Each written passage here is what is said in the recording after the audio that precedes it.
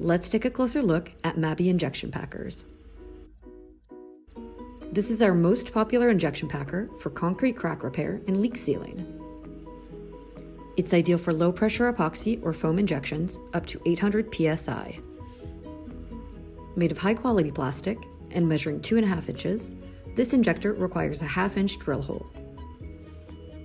Inside the MABI injector, you'll find the anti-return system. This system allows you to inject your chemical product, ensuring it goes deep into the crack and keeps the product in place while it sets. But more importantly, it saves you time during repair jobs. As you can see, this injection packer is designed with the zerk fitting molded directly onto the top, which reduces time spent attaching different parts.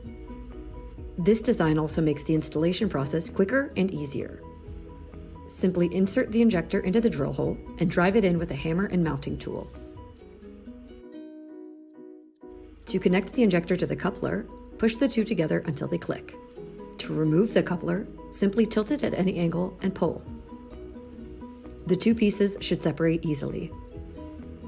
If you have questions about this or any of our other injection packers, contact us at info@mabi-usa.com.